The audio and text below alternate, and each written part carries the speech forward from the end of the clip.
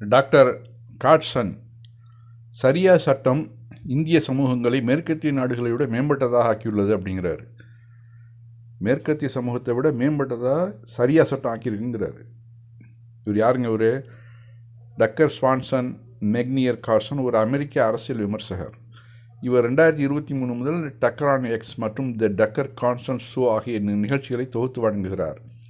இதற்கு முன்னர் 2016 முதல் 2023 வரை ஃபாக்ஸ் நியூஸில் இரவு நேர அரசியல் கலந்துரையாடல் நிகழ்ச்சியான டக்கர் காட்சன் டு நைட்டை அவர் தொகுத்து வழங்கினார். ஃபாக்ஸ் நியூஸுடான அவரது ஒப்பந்தம் 2023 முடிவுக்கு வந்தது. இதுதான் இவர் யாருங்கிறதுக்கான ஒரு இன்ட்ரொடக்ஷன். ஓகேங்களா? அதன் பிறகு அவர் என்ன சொல்ல வர்றாருங்கிறத பார்ப்போம். காட்சன் தனது மத்திய கிழக்கு பயணங்களை மேற்கோள் காட்டி அந்த சமூகங்களில் காணப்படும் வலுவான அடையாள உணர்வையும் ஒற்றுமையும் விவரித்து தனது கருத்துக்களை விரிவுபடுத்தினார். நான் மத்திய கிழக்கில் நிறைய பயணம் செய்கிறேன். அது அற்புதமானது. அவர்கள் முஸ்லீம்கள் சரியா சட்டத்தால் ஆளப்படுகிறார்கள் என்றாலும் மகிழ்ச்சியாக உள்ளார்கள். குடும்பங்களை பிரியாமல் வாழ்கிறார்கள். இஸ்லாமிய மதம் அவர்களை நேர்மையாளர்களாக மாற்றியுள்ளது அப்படிங்கிறாரு. மேலும் சொல்கிறாரு, நீங்கள் அங்கு செல்லும்போது தன்னை பற்றி பெருமிதம் கொள்ளும் தனது மதம் மற்றும் கலாச்சாரத்தை நம்பும் நாம் ஒரு சிறந்த விஷயத்தை கண்டறிந்துள்ளோம் என்று நினைக்கும் ஒரு இடத்தில் இருப்பது நம்ப முடியாத அனுபவமாக இருக்கும். I travel so much that I see it. There's not a single Western city that's thriving.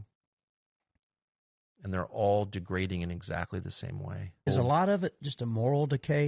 Or is it actually true from everything? It's a lot of things, but it's self-hatred. Every city. Crazy. Every European city, every American city. It's just what people lose their will to live, their will to pass on their culture, their values, their religion to their children, their will to have children. It's all gone. I mean, it's not gone with everybody, but I mean, in the cities, you really see it. It's like the people who built this are long gone, and their descendants have fled, and they don't care enough to keep it going. There's just a lack of self-respect that is disgusting to me, and I have contempt for it. It doesn't bother me to be hated. What really bothers me is when people hate themselves. If you hate if you hate yourself, how are you going to treat me? That's correct. Oh man, I don't like it. So I notice it because I travel outside the Western world, the white world. I'm just be honest, the white world. Right. I travel a lot in the Middle East. It's amazing. It's amazing. I'm not Muslim, obviously. In fact, I'm like a Christian, flat out Christian. And my ancestors are from Europe. And so I have nothing in common on that level with the Gulf. But you go to the Gulf and it's incredible to be in a place that has pride in itself, that believes in its religion and culture, that thinks we're onto something. This is great. Look at what we're doing. We're really proud of this. Those people are happy. They're welcoming of others. They're tolerant of diversity. Like we always talk tolerant of diversity. There's none of that here. Are you kidding? All the whites, we love black people. Then they run and move to Bozeman because there are no black people. Absolutely. Send their kid to the... They hate diversity. They hate it. And our version of it isn't working at all. At all. So, but you go to a country like Japan or the Emirates or Qatar or Saudi Arabia, and you see that when people are self-confident, when they're really pleased with what they're doing and they believe that their system is the right system, that self-confidence results in a kind of welcoming attitude. So you'll be sitting at dinner in Riyadh, Saudi Arabia, and you'll say, I'm really kind of pro-Jesus, like I'm a Christian. They'll be like, oh, that's so great. And they don't have the same... Well, they mean it.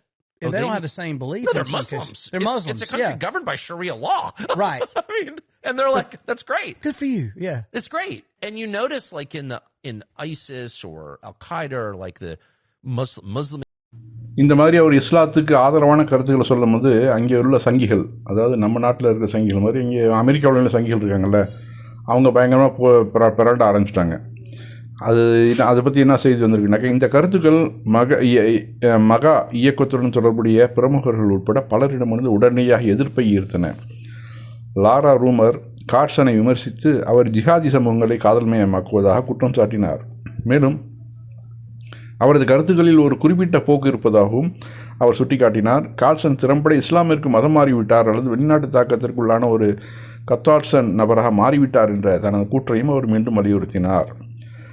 காட்சனின் சமீபத்திய கத்தாருடனான தொடர்புகளும் கவனத்தை ஈர்த்துள்ளன. சில மாதங்களுக்கு முன்பு Doha மன்றத்தில் கலந்து கொள்வதற்காக அவர் தோஹாவிற்கு பயணம் செய்தார். அங்கு அவர் அந்நாட்டின் பிரதமருடன் ஒரு நேர்காணலை நடத்தினார். அந்த நிகழ்வில் பேசிய கார்ல்சன் தான் இடம் மாறுவது குறித்து பரிசீலித்து வருவதாக கூறினார். அந்நகரத்தின் மீதான தனது பாராட்டை குறிப்பிட்ட அவர் தான் எங்கு வாழ விரும்புகிறேன் என்பதை தீர்மானிப்பதில் ஒரு சுதந்திர மனிதனாக செயல்படுவதாகவும் விளக்கினார். ஆக அவர் சொல்ல வர்றது என்னன்னாக்க, இத்தனை வருஷம் நாம் கட்டமைக்கப்பட்டது இஸ்லாம் ஒரு தீவிரவாத மதம், இஸ்லாம் ஒரு பிற்போக்கான மதம் அப்படின்லாம் சொன்னதெல்லாம் ஒரு பொய், அதெல்லாம் கிடையாது. அவர்கள் மிக சிறந்த மனிதர்களாக, நாகரிகமுள்ள மனிதர்களாக வாழ்கிறார்கள், குடும்பத்தோடு வாழ்கிறாங்க, அதாவது வெளிநாட்டவர்களை நல்லா மதிக்கிறாங்க, அவர்களோட ஃப்ரெண்ட்ஷிப்பாக இருக்கிறாங்க, அவர்களை மதிக்கிறது, அவர்கள் வேறு மதத்தை சேர்ந்தவராக இருந்தாலும் அவர்களுக்கு உரிய கண்ணியத்தை கொடுக்குறாங்க. இதெல்லாம் நான் பார்த்து ரொம்ப சந்தோஷப்படுறேன். ஆனால் இவர் கண்டிப்பாக இன்னும் கொஞ்சம் நாளில் இஸ்லாத்தை ஏற்றுக்கிட்டுருவார், அது நமக்கு தெரிஞ்ச விஷயந்தான். அதான் அவர் சொல்கிறாரு, நான் இப்போ என்னுடைய குடும்பத்தையே ஷிஃப்ட் பண்ணிடலான்னு பார்க்குறேன். இந்த மாதிரியான கல்ஃப் நாடுகளில் வாழ்கிறது ரொம்ப எங்கள் குடும்பத்துக்கு ஒரு சேஃப்டின்னு நான் நினைக்கிறேன் அப்படிங்கிற மாதிரி பேசுகிறார்.